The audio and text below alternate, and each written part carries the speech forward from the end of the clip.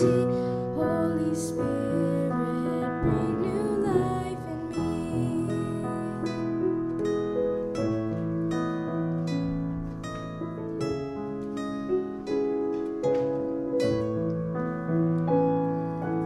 Holy Spirit, come abide within. May your joy be seen in all I do.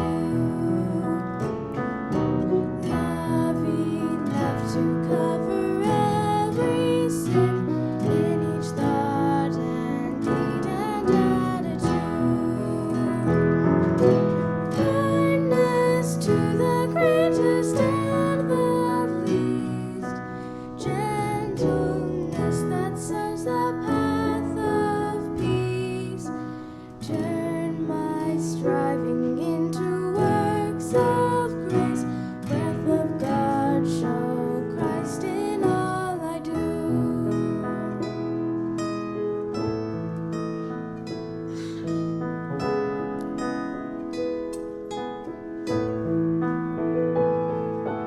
Holy Spirit, from creation's birth, life through all that God has made. Show your power once again on earth. Cause your church to hunger for your ways. Let the fragrance of our prayers arise. Lead us on the road of sacrifice, that in unity the face of Christ will be clear for all the world to see.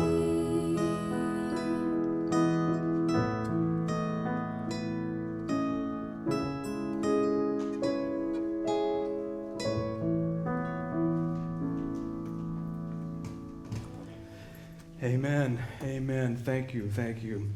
Before we sing 10,000 Reasons, I'd like to read a portion of Psalm 139 for you.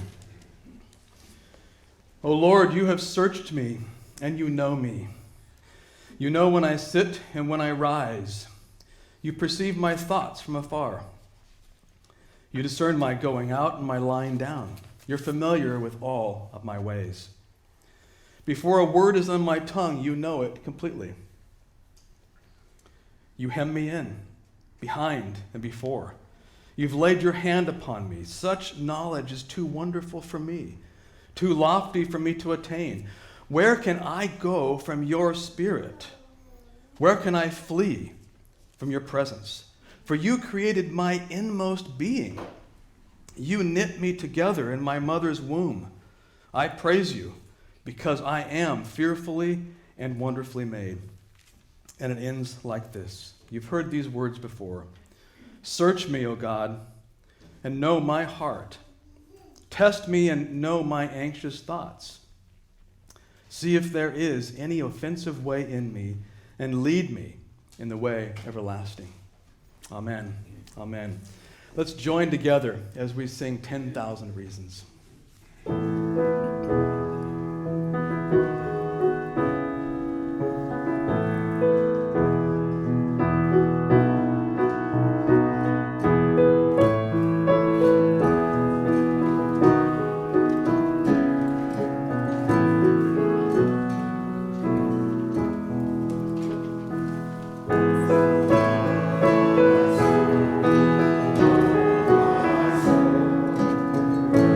Is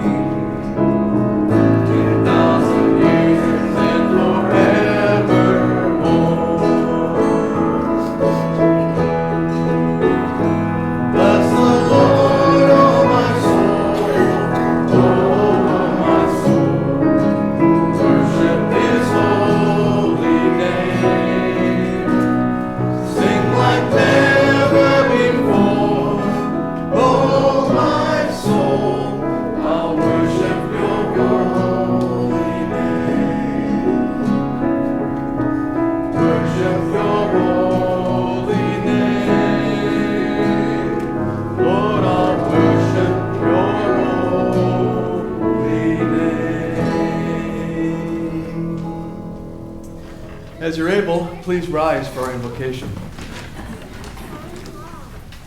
In the name of the Father, and of the Son, and of the Holy Spirit. Amen. God is light, and in him there is no darkness at all. If we say that we have fellowship with him while we are walking in the darkness, we lie and do not do what is true. But if we walk in the light, as he himself is in the light, we have fellowship with one another, and the blood of Jesus, his Son, cleanses us from all sin. Jesus Christ is the light of the world, the light no darkness can overcome. Our life is a constant struggle as we attempt to commit our lives to God and to one another. As human beings, we fall short of God's desires. Selfishness often fills our hearts. If we confess our sins, seeking his forgiveness, he will cleanse us, making us acceptable in God's sight. God himself has restored our lost friendship through Jesus, who died on the cross and rose from the grave. We now have access to the throne of our righteous God in order to seek his forgiveness. We'll take a moment now for personal reflection and personal confession.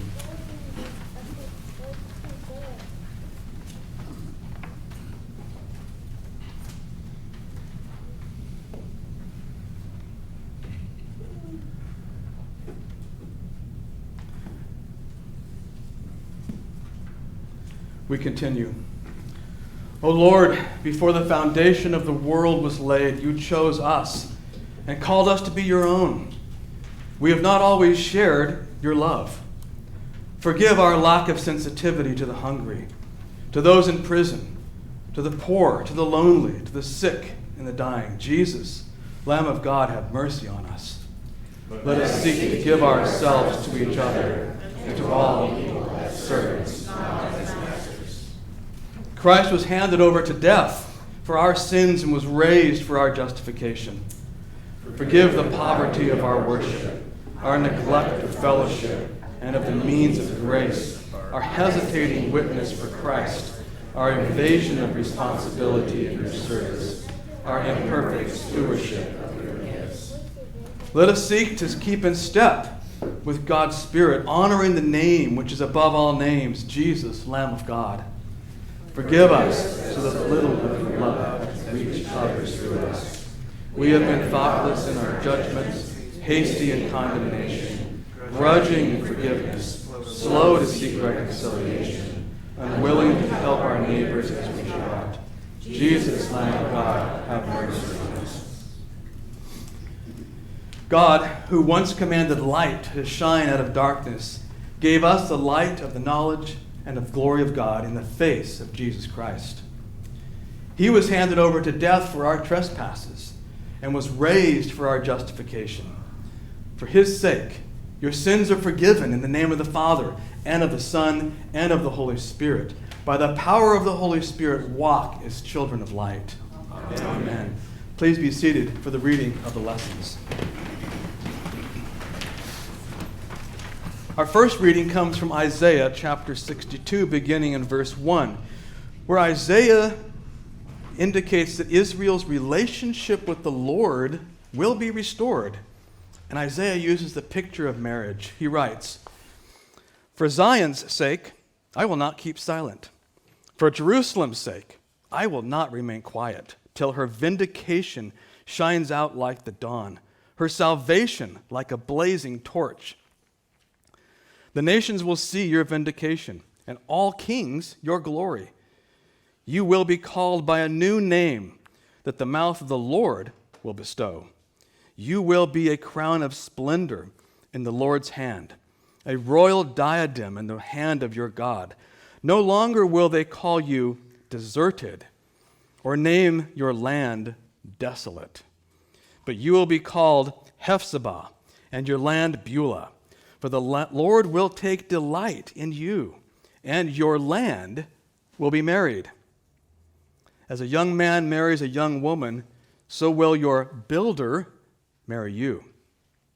As a bridegroom rejoices over his bride, so will your God rejoice over you." This is the word of the Lord. Thanks be to God. The epistle lesson comes from 1 Corinthians chapter 12, Paul is writing about spiritual gifts, which are manifestations of the Spirit for the common good.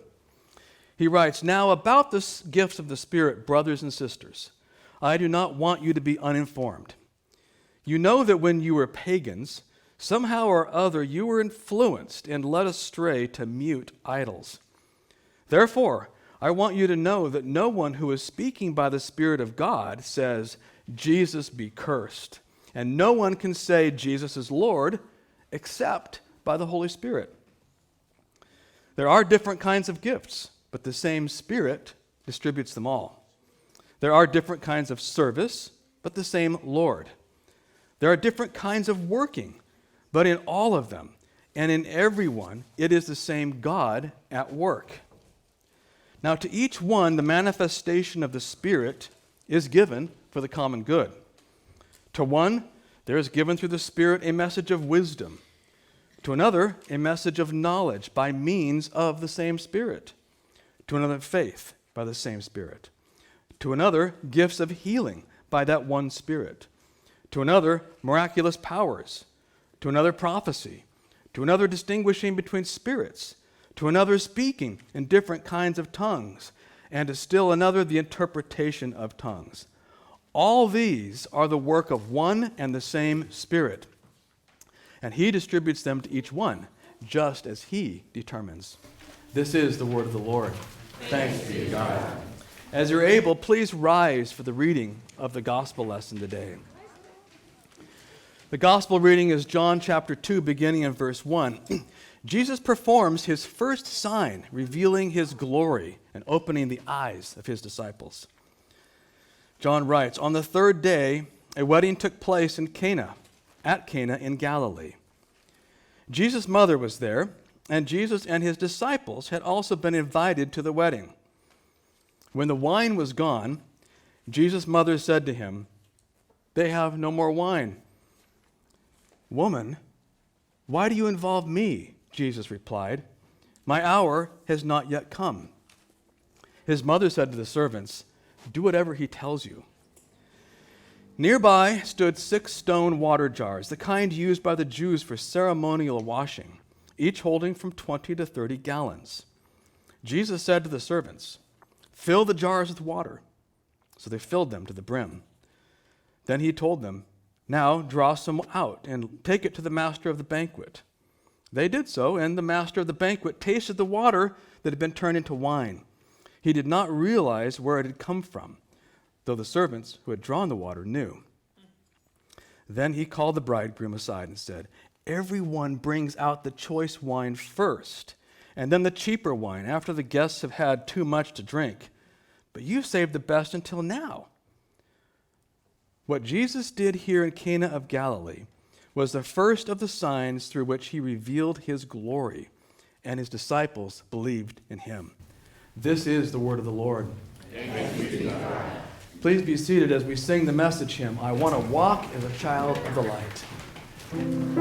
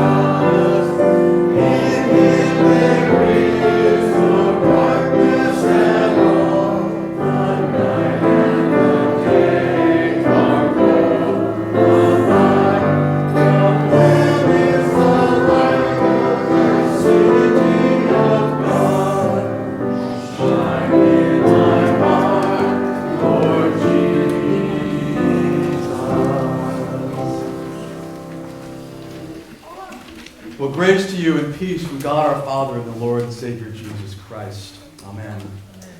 Let's read the text printed for us in the bulletin at the top. Everyone brings out the choice wine first, and then the cheaper wine after the guests have had too much to drink. But you had saved the best until now. What Jesus did here in Cana of Galilee was the first of the signs through which he revealed his glory, and his disciples believed. Let us pray. Lord Jesus, that song says, we want to see you. And we see you in the Word. We see you in the signs you give us. And we see you in the faces of those who are here worshiping you. We thank you, Lord, for your Spirit that gives gifts for the common good. I pray, O Lord, that you would give us ears to hear the words that you would want us to hear today. In Jesus' precious name, amen. Well, the story of Jesus changing water into wine from John chapter 2 is sort of a left-hand set of bookends, if you will, that hold up the core message of John. The right-hand side of that set of bookends comes towards the end of the gospel, when John writes this: Jesus did many other miraculous signs in the presence of the disciples, which are not recorded in this book. But these are written, that you may believe that Jesus is the Christ, the Son of God, and that by believing you may have life in his name. That's the purpose of the Gospel of John. Believe in Jesus. Have life in his name. Now, Jesus performs many miraculous signs, more than are written down. The signs, though, that John records are more than miracles. A sign is something addressed to our senses to attest that Jesus is divine and that he possesses divine power. A sign points to God's glory among us. A sign uses elements of our world to point to God's presence, God's glory among us. Jesus used signs to point to God's glory. And today we see signs in communion, the bread and the wine. They give us Jesus' body and blood. We see a sign in the waters of baptism, giving us cleansing, new birth, and a signpost that you can point to. I am baptized into Christ. Now, the story of Jesus changing water into wine is the first of these signs of God's presence through Jesus in the world, pointing to the glory of God. As you know, Jesus was attending a wedding, which in his day was a major festival. The bride and the groom would return to the groom's house after the ceremony and celebrate with their friends as long as a week. During this celebration, something terrible happened. The wine ran out. Well, Mary, the mother of Jesus, she was a friend of the family. They were invited to the wedding. She learned about this wine. Now, she depended on her eldest son, Jesus, since her husband, Joseph, had died. She goes to Jesus with this problem. His response on the surface may seem kind of abrupt, kind of rude, but it really isn't. I don't know what Mary thought that Jesus could do. Maybe find more wine. Maybe go to Bevmo. Maybe try to substitute something else. He hadn't performed any miracles yet, according to John, but she turned to Jesus for help. And Jesus answers, "Woman," or in some translations, "Dear woman, why do you involve me? My time has not yet come." Kind of strange answer, but on further examination, it's not so strange. Dear woman is a sign of respect and honor in that culture. What Jesus was saying to her is, don't worry. You don't quite understand what's going on here. Leave things to me. I will settle them in my way, in the way that my Father is telling me. Jesus is not rebuking his mother. Rather, he is starting his ministry, and it will never be based on human coercion. The focus is on Jesus, not on Mary. He will never be backed into a corner to do something that he didn't want to do. Well, Jesus said, "My hour has not yet come." He knew his hour, his time, had not yet come. He knew it would be a while before he would die. He also knew he must live his life to God's will and his direction. So he begins the process of showing people God's plan, God's salvation, God's redemption in the world. He takes an embarrassing situation, no wine, and turns it into a time of joy and happiness. He redeems the situation. Well, this sign and all the signs that Jesus performed also point to Jesus as the replacement for all the Jewish laws and customs. Water in those water jars represents the old Jewish laws and customs, which Jesus is replacing. And the wine is absolutely superior, as everything tied to this new messianic age exceeds the old. Jesus has come to fulfill all the Old Testament laws. He's come to replace the old place where forgiveness of sins is offered, the temple at Jerusalem, with a new place, the cross on a hillside in Calvary. Jesus is boldly proclaiming that he himself is God's touchstone on earth, no longer the stones of the temple, nor the stone altar of sacrifice. Jesus is replacing the Holy of Holies. He's replacing the Jerusalem temple. The stone altar in the temple was a place for the sacrifice of lambs, for the forgiveness of sins. It's being replaced by God's perfect sacrifice, the holy Lamb of God on the cross.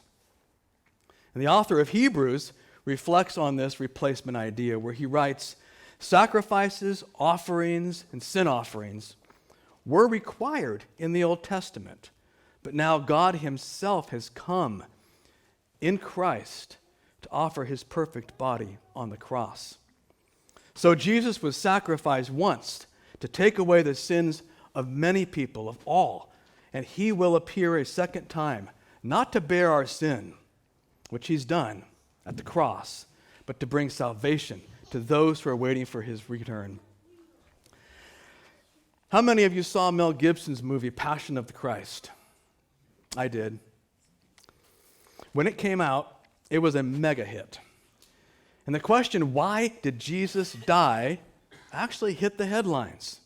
For a brief moment in time, Jesus was fashionable again. Reporters discussed the movie and talked about the death of Christ and what it meant. In response to the movie, Reverend John Piper wrote a short little book called 50 Reasons Why Jesus Came to Die. In his book, he stated that the most important question of the 21st century is this: why did Jesus come to die? Well, not many people would pick why did Jesus come to die as the most important question of the 21st century. Perhaps these: why is there so much suffering in the world? Will there ever be world peace? I saw a bumper sticker that said, "Forget world peace, use your blinker."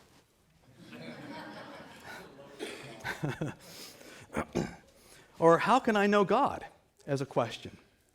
But if you dig deeper, you can see what John Piper is getting at.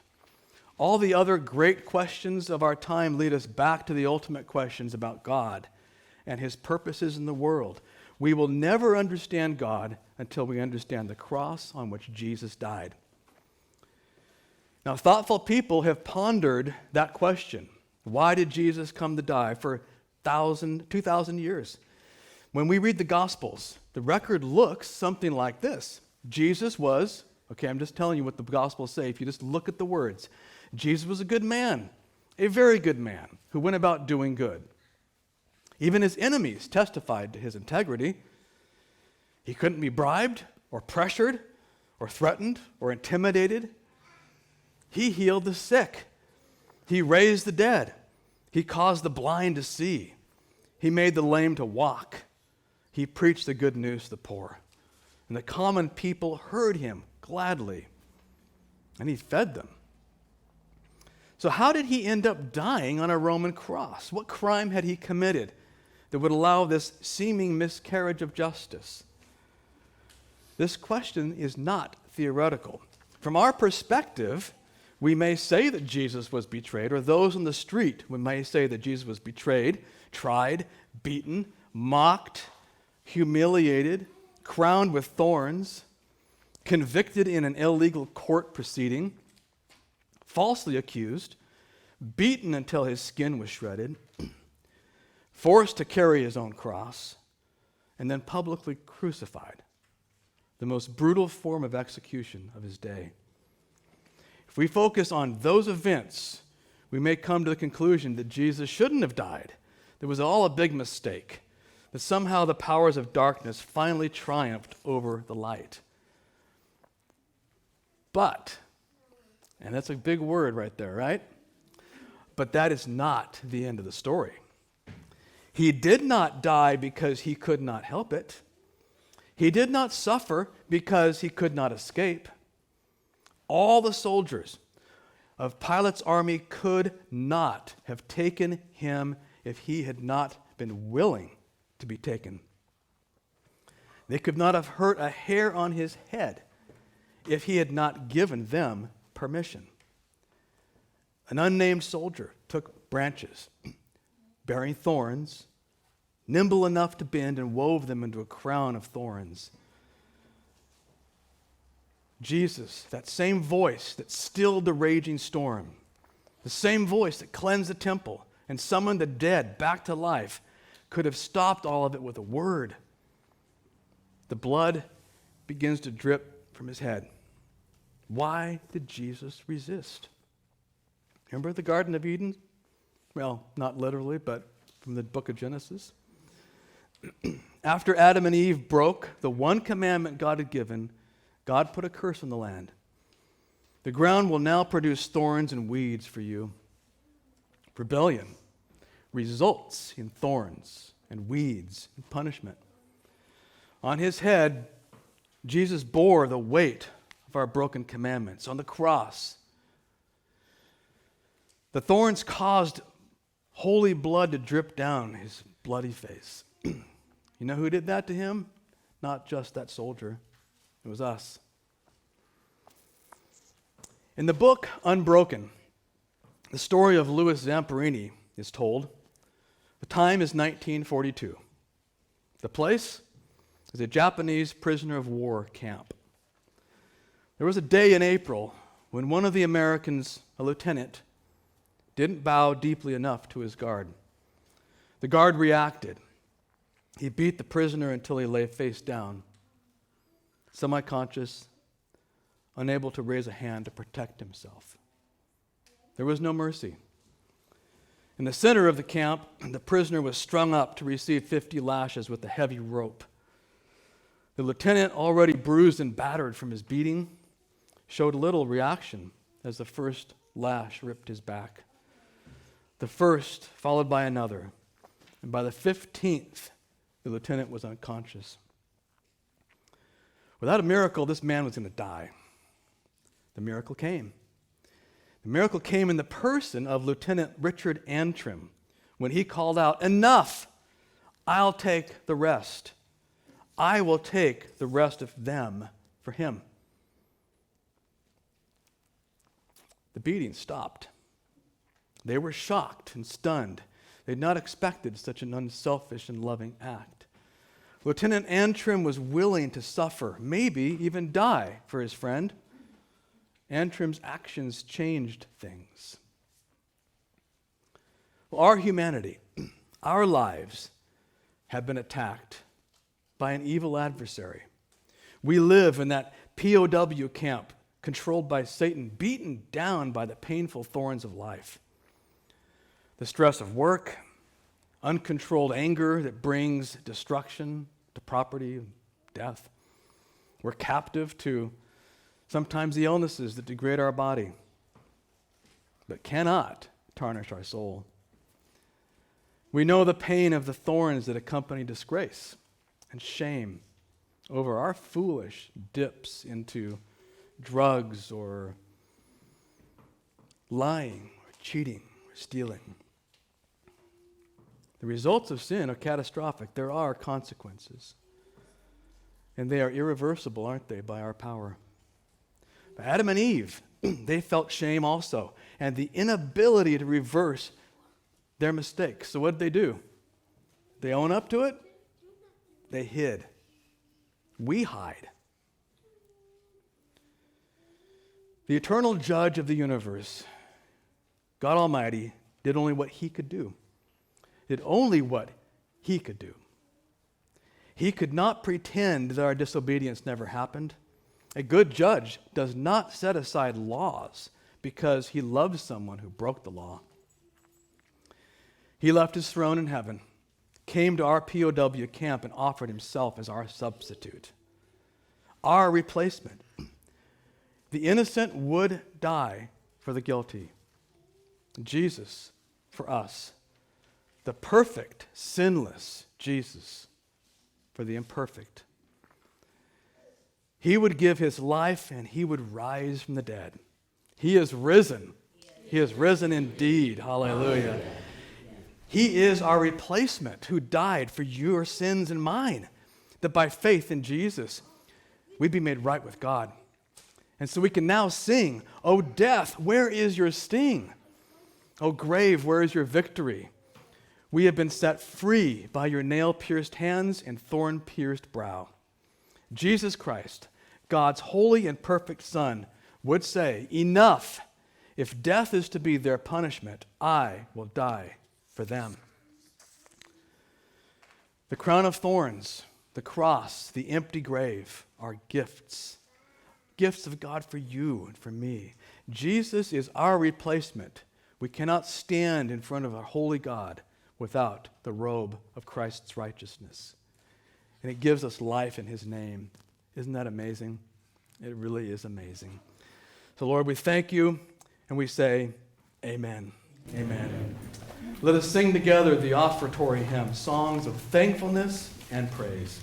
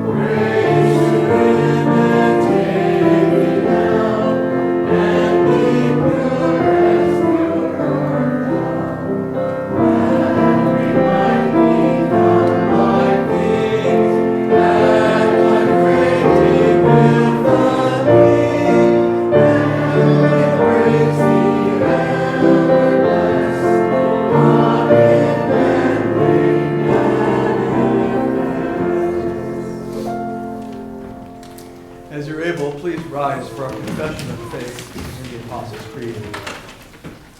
I believe in God, Father Almighty, maker of heaven and earth, and in Jesus Christ, his only Son, our Lord, who was conceived by the Holy Spirit, born of the Virgin Mary, suffered under Pontius Pilate, was crucified, died, and was buried. He descended into hell. The third day he rose again from the dead. He ascended into heaven and sits at the right hand of God the Father Almighty. From thence he will come to judge the living and the dead. I believe in the Holy Spirit, the holy Christian Church, the communion of saints, the forgiveness of sins, the resurrection of the body, and life everlasting. Amen. Let us pray for the whole people of God in Christ Jesus and for all people according to their needs. Lord, you manifested your glory in the sign at Cana as you restored creation through the shedding of Christ's blood. Pour out your grace in abundance. Give us joy and gladness in the revelation of your truth in the person of your Son. Lord, in your mercy. O Lord, preserve your Son's bride, the church. Make it her constant joy and delight to preach the good news of forgiveness and her Savior to poor sinners. Lord, in your mercy. O Lord, you blessed the wedding at Cana with your presence and honored it with your first miracle. Strengthen and give your gladness to all married couples and their families. Be present in our homes and lives with your free and abundant forgiveness. And preserve us in the true faith that our children and grandchildren would know you and follow you. Lord, in your mercy. O Lord, you rule this world by your power, and you've given government its purpose.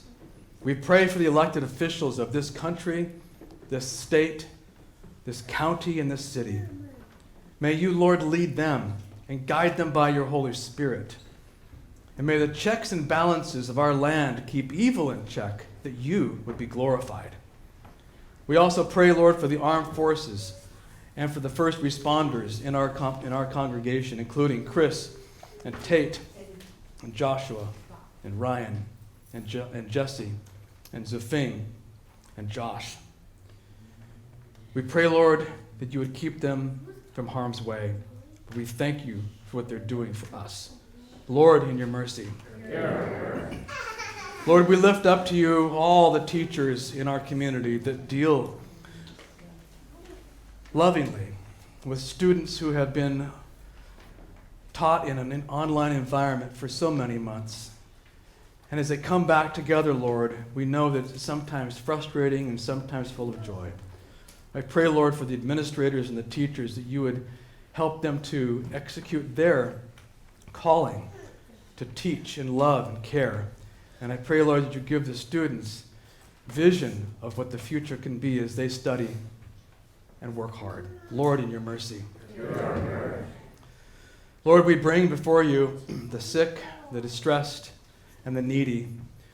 We think especially of Bill and Harold, Howie, Pam, and Linda, Tom and Lovita, Marjorie, Phyllis, Winnie, Frank, Norma, Beanie, Jim, Mark, Bev, Chuck, Doug, Matthew, and Doris.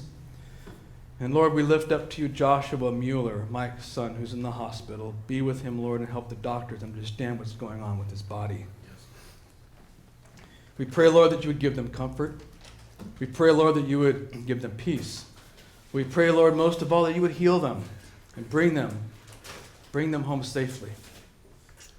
Lord, in your mercy. Father, we do also lift up those who are suffering with COVID in various ways, including Scott Underwood, Howie and Bobby's son. Be with them, Lord, as they are living an isolated life, perhaps, staying away. And Lord, I pray that you'll protect those who are venturing out from the ravages of this illness. Be with us all, Lord, we pray. In Jesus' name, Lord, in your mercy. Father, we thank you that of your grace you have instituted holy matrimony. We implore you, Lord, send your blessing on every husband and wife. Do not let them provoke one another to anger and strife, but live peaceably together in love and godliness. Strengthen them with your gracious help in all temptations, and help them to rear children in accordance with your will. Lord, in your mercy. Into your hands, O Lord, we commend all for whom we pray, trusting for your mercy through Jesus Christ, your Son. Amen. Our Father, who art in heaven, hallowed be thy name. Thy kingdom come, thy will be done, on earth as it is in heaven. Give us this day our daily bread, and forgive us our trespasses, as we forgive those who trespass against us. And lead us not into temptation, deliver us from evil. For thine is the kingdom, and the power, and the glory, forever and ever. Amen. The grace of our Lord Jesus Christ, the love of God the Father, and the communion of the Holy Spirit be with you all. Amen. Please be seated as we sing the closing hymn, May the Peace of God.